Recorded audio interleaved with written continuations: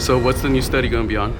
We're starting to study this Saturday on our Saturday Skype study. It's going to be about the book of Ezekiel. Ezekiel was from the priestly line. He was taken captive at the time of the Chaldeans, Nebuchadnezzar. That's about 600 BC. And the Bible says he was living in the countryside outside of Babylon. He was there the same time Daniel was there. A lot of people know about Daniel in the Bible. But he was out in the countryside, and God gave him visions of what life would be like once all of the plan of salvation and God's plan and kingdom come into fruition at the end of the age. A lot of people are confused with Ezekiel because they think it's some visions that were supposed to happen when the Hebrews came out of bondage from Nebuchadnezzar in Babylon. And the Bible clearly tells us that's for later on. It's for the day of the Lord at the end of the 6,000 years when Jesus comes back and starts his kingdom here on the earth. And so we're going to look at Ezekiel. He has multiple visions.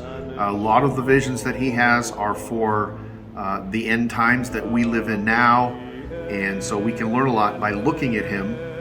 The Hebrew people in Israel have been confused for a long time because they thought these visions that he had were for their time, or when they were to come back from their bondage, from their 7 years of slavery. But there are clues in Ezekiel that tell us without any doubt that it's for the end times and for the great day of the Lord. So we start those at 10 a.m. on Saturday, and the reason we do them right in the middle of the day is we have several people who are many time zones ahead of us. And so they're Saturday evening Bible studies in England and the Philippines and Sweden and some of the countries where we have people that are on that call. So, real quick question.